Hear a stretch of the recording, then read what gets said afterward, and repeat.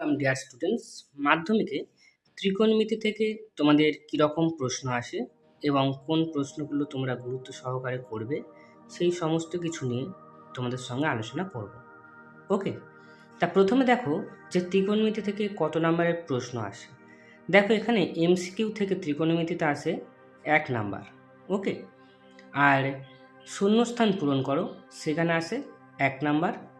সত্য বা মিথ্যা সেখান থেকে আসে 1 নাম্বার। আর শর্ট কোশ্চেন যেটা সেখানে হচ্ছে দুটো কোশ্চেন থাকে, 2 ইন্টু 2 দেখো আছে 4 নাম্বার। ওকে, আর দীর্ঘ উত্তর ভিত্তিক প্রশ্ন সেখানে 11 নাম্বার থাকে, দুটো 3 নাম্বারের প্রশ্ন থাকে আর একটা বড় কোশ্চেন থাকে। ওকে, টোটাল দেখো এখানে 3, 4, 7 আর 11, 18 নাম্বার থাকে। ওকে, এবার এই যে ব্রড কোশ্চেন, এই ব্রড কোশ্চেনটা কোথা থেকে কিভাবে আসে দেখো।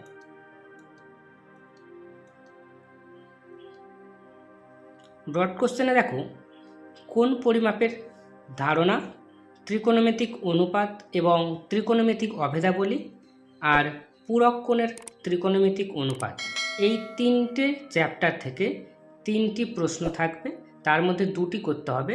3 ইন্টু 2 হচ্ছে 6 নাম্বার। ওকে, আর একটা হচ্ছে ত্রিকোণমিতিক অনুপাতের প্রয়োগ, অর্থাৎ উচ্চতা ও দূরত্ব, যেটা হাইট অ্যান্ড ডিস্টেন্স চ্যাপ্টার, সেখানে 2টো প্রশ্ন দেওয়া থাকবে, তার মধ্যে তোমাদের একটা করতে হবে এবং 5 নাম্বার সেখানে হচ্ছে 5 নাম্বার। ঠিক আছে, এখন আমি প্রথমে যেটা শুরু করব সেটা হচ্ছে কোন পরিমাপের ধারণা। ওকে, এসো তাহলে আমরা শুরু করি।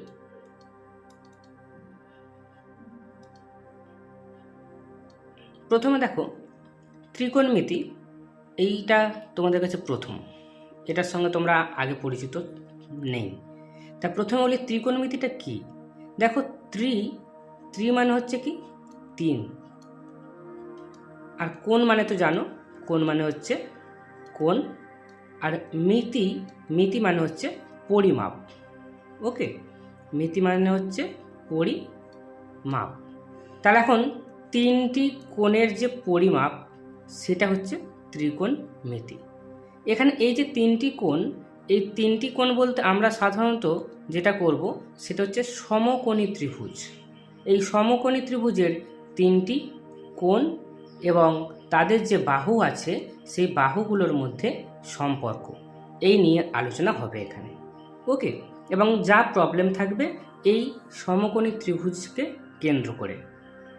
ওকে, অন্যান্য ত্রিভুজ থাকতে পারে, ধরো এরকম একটা ত্রিভুজ আছে, এটা সমকোণী ত্রিভুজ নয়, কিন্তু আমরা এটাকে কি করব, সমকোণী ত্রিভুজ আকারে এটাকে নিয়ে নেব, এঁকে নেব, নিয়ে তার মাধ্যমে আমরা কি করব, প্রবলেমটা সলভ করব। ওকে, আচ্ছা, এবারে আমরা দেখি ধনাত্মক ও ঋণাত্মক কোণের ধারণা। তোমরা আগে কোণ বলতে কি বুঝেছো, জাস্ট 30 ডিগ্রি 60 ডিগ্রি এরকম, তাই তো, সেগুলো সবই কি ধনাত্মক বা পজিটিভ। এখানে তোমরা জানবে যে ধনাত্মক ও ঋণাত্মক কোণ বলতে কি বোঝায়। এখন দেখো একটা রশ্মি বলতে কীরকম, ধরো এরকম একটা রশ্মির কি হয়, একটা বিন্দু ফিক্সড থাকে, আর একটা দিক তার অশেষ দূরত্ব পর্যন্ত সে যাবে, এন্ডলেস সেটা। ওকে, তাহলে এই যে এই রশ্মিটার এই পজিশানে রয়েছে, আমি মনে করে নিচ্ছি এটা ও আর এ আছে। এবার এটাকে আমি কি করছি, আমাদের ঘড়ির কাঁটা কীরকম ঘোরে, ঘড়ির কাঁটা এদিকে ঘোরে, আমি কি করছি, একে ঘড়ির কাঁটার বিপরীত দিকে এইভাবে ঘোরাচ্ছি। ওকে, তাহলে ঘোরালে এখন এই পজিশান থেকে ওয়ে থেকে এখন রশ্মিটা এলো কোন পজিশানে, ঘোরানোর পরে এই পজিশানে আসছে, আমি এখানে নাম দিয়ে দিচ্ছি হচ্ছে A1।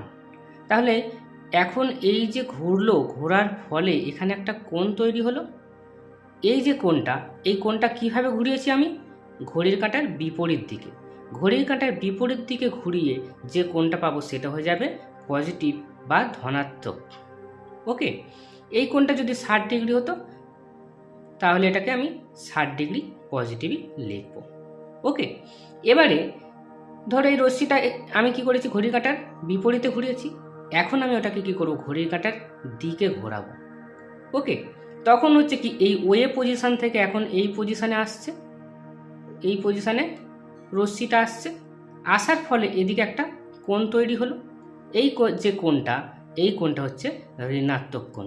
আমি যদি এটা নাম দিয়ে দিই, ওদিকে A1 দিয়েছিলাম, আমি যদি এটা A2 দিই, তাহলে এ ও A2 এই কোণটা হচ্ছে ঋণাত্মক কোণ হবে, আর এ ও A1 এটা হচ্ছে ধনাত্মক কোণ হবে, যেহেতু এটা ঘড়ির কাঁটার বিপরীতে ঘুরিয়ে তৈরি করা হয়েছে, আর এটা হচ্ছে ঘড়ির কাঁটার দিকে, সেজন্য মাইনাস।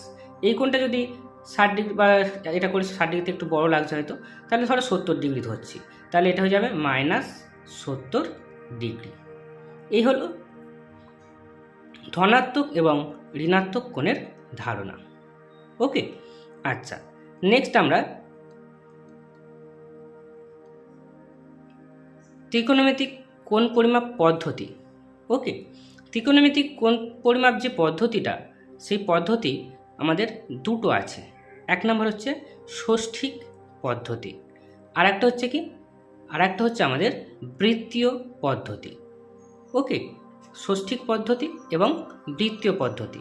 ষষ্ঠিক পদ্ধতিতে পরিমাপ করার যে এককগুলো, সেই এককগুলো কি? এককগুলো হচ্ছে ডিগ্রি, মিনিট এবং সেকেন্ড। ওকে, ধরো ডিগ্রি, 1 ডিগ্রি সমান হচ্ছে 60 মিনিট, এটা মিনিটের চিহ্ন। ওকে, আরেকটা হচ্ছে কি মিনিট, তাহলে 1 মিনিট সমান হচ্ছে কত? 60 সেকেন্ড, এটা হচ্ছে সেকেন্ডের চিহ্ন। ওকে, আর এখানে যেহেতু সমকোণের কথা আসবে, তাহলে এক সমকোণ মানে তোমরা অবশ্যই জানো, এক সমকোণ মানে হচ্ছে 90 ডিগ্রি। ওকে, এখন আমাদের ষষ্ঠিক পদ্ধতি বলতে তাহলে আমরা কি বুঝবো? ডিগ্রি, মিনিট, সেকেন্ড এই এককে কোণগুলো থাকবে। ওকে, এবার হচ্ছে বৃত্তীয় পদ্ধতি। বৃত্তীয় পদ্ধতিতে কোণ পরিমাপের একক হচ্ছে রেডিয়ান। ওকে, এই রেডিয়ানের সংজ্ঞাটা আমাদের একটু জানতে হবে। তার জন্য একটা আমি বৃত্ত নিয়েছি। এই বৃত্তটার কেন্দ্র মনে করো এটা, ওটা হচ্ছে কেন্দ্র। এই ও থেকে এ, এটা হচ্ছে ব্যাসার্ধ। মনে করে নিচ্ছি এই ব্যাসার্ধটা আর একক। এবারে আমি কি করছি, এই এ থেকে আর এর সমান একটা চাপ নিচ্ছি। ধরো আর এর সমান চাপ হচ্ছে এটা, এ থেকে হচ্ছে বি, এটা হচ্ছে আর একক। তাহলে এখন এই যে চাপটা নিলাম এ বি আর একক, ওটা কেন্দ্রে কি করবে, একটা একটু সরে যাচ্ছে, কেন্দ্রে একটা কোণ তৈরি করছে। এই যে কোণটা তৈরি করলো, এটা হচ্ছে 1 রেডিয়ান। রেডিয়ানটাকে এরকম সি দিয়ে লেখা হয়। ওকে, আচ্ছা, তাহলে আমরা বৃত্ত পদ্ধতির একক কি জানলাম? রেডিয়ান জানলাম। ওকে, এবারে আমাদের একটা কাজ করতে হবে, যে এই যে ষষ্ঠিক পদ্ধতি আর বৃত্তীয় পদ্ধতি, এই দুটো পদ্ধতির মধ্যে আমাদের একটা সম্পর্ক স্থাপন করতে হবে। কেননা আমাদের পরীক্ষায় প্রবলেম আসে যে ষষ্ঠিক পদ্ধতি থেকে আমাদের বৃত্তীয় পদ্ধতিতে ট্রান্সফার কী করে করতে হবে, বা বৃত্ত পদ্ধতি থেকে ষষ্ঠিক পদ্ধতিতে কী করে আসবে। তাহলে তার জন্য আমাদের কি করতে হবে, এদের মধ্যে একটা সম্পর্ক দরকার। ওকে, আচ্ছা, এখন সম্পর্কটা আমরা দেখি কি আসে। দেখো এখানে এই ও এ, এটা ব্যাসার্ধ। এখন এই এ থেকে শুরু করে যদি আমি সোজাসুজি এই পোর্শনে আসি, এটা হচ্ছে কি আমার পরিধির অর্ধেকটা। সেই পরিধির অর্ধেকটা কত কোণ উৎপন্ন করবে? এটা হচ্ছে পুরো একটা সরলরেখার মতন আসছে। এটা দেখো, এটা একটা সরলরেখা, সরল কোণ তোমরা জানো, সেটা কত হচ্ছে? সেটা হচ্ছে 2 সমকোণ, তাই তো? আচ্ছা, এটা এখন পরে বলছি। এ ধরো 2 সমকোণ, এখান থেকে এই সোজাসুজি আসলে হচ্ছে তোমার 90 ডিগ্রি, মানে 1 সমকোণ। এটা হচ্ছে 2 সমকোণ। আবার যদি এই বরাবর আসে, এই রেখাটা যদি এখানে আসে, এটা আর একটা সমকোণ, 3 সমকোণ। আবার এখান থেকে যদি এখানে চলে আসে, এটা 1 সমকোণ, তাহলে 4 সমকোণ। অর্থাৎ আমি বলতে চাইছি যে পুরো বৃত্তটা যদি একবার ঘোরা হয়, তাহলে কি হবে, কত কোণ হবে? 4 সমকোণ। ওকে, এখন এটা পুরোটা ঘুরছে মানে কি, পরিধিটা। তাহলে পরিধি যেটা, সেটা কি, যদি ব্যাসার্ধ আর হয় তাহলে 2 পাই আর একক। সেটা কত কোণ উৎপন্ন করছে? সেটা কোণ উৎপন্ন করছে 4, অর্থাৎ 4 সমকোণ, 4 সমকোণ। এখন আমরা দেখলাম যে এই যে যদি ব্যাসার্ধের সমান চাপ নেওয়া হয়, অর্থাৎ এই যে এবিটা নিয়েছিলাম সে কেন্দ্রে কত কোণ উৎপন্ন করলো? 1 রেডিয়ান, তাই তো? তাহলে আর একক যে চাপটা, বৃত্তচাপটা, সেটা কত হচ্ছে? 1 রেডিয়ান কোণ উৎপন্ন করছে। ওকে, তাহলে 2πr যে বৃত্তচাপটা অর্থাৎ পরিধিটা, সেটা কেন্দ্রে কোণ উৎপন্ন করলো 4 সমকোণ, আর আর একক যে বৃত্তচাপটা সেটা কেন্দ্রে কোণ উৎপন্ন করলো 1 রেডিয়ান। এখন এই দুটোর যদি অনুপাত করি তাহলে কি পাচ্ছি? 2πr/r ইকুয়াল টু 4 সমকোণ বাই 1 রেডিয়ান। ওকে, এখন দেখো এই আর আর আর কাটছে, এদিকে 2 দিয়ে এই 4টাকে কাটলে 2 হচ্ছে, তাই তো? তাহলে এখন দেখো আমি কি পাচ্ছি? পাই ইন্টু 1 রেডিয়ান, অ্যাকচুয়ালি ওটা হয়ে গেল তাহলে কত? পাই রেডিয়ান ইকুয়াল টু এদিকে তাহলে কি 2 সমকোণ, তাই তো? 2 সমকোণ। এবার 2 সমকোণ মানে কত? 90 ডিগ্রি মানে 1 সমকোণ, তাহলে 2 সমকোণ মানে হচ্ছে 180 ডিগ্রি। তাহলে পাই সি অর্থাৎ পাই রেডিয়ান সমান হচ্ছে 180 ডিগ্রি। এই হচ্ছে আমাদের এদের মধ্যে সম্পর্ক। ওকে, এটা হলো ষষ্ঠিক পদ্ধতি এবং বৃত্তীয় পদ্ধতি, এই দুটোর মধ্যে সম্পর্ক। ওকে, এবারে এই দুটো মধ্যে অর্থাৎ ষষ্ঠিক এবং বৃত্তীয় পদ্ধতির মধ্যে যে সম্পর্কটা, সেই সম্পর্কটা কাজে লাগিয়ে কি ধরনের প্রবলেম আসে সেইগুলো নিয়ে, এবং এই ডিগ্রি, মিনিট, সেকেন্ড এইগুলোর মধ্যেও হচ্ছে কি যে সম্পর্ক আছে, সেই সম্পর্কগুলো কাজে লাগিয়ে কি অঙ্ক আসে সেগুলো নিয়ে আমি পরের ভিডিওতে আলোচনা করব।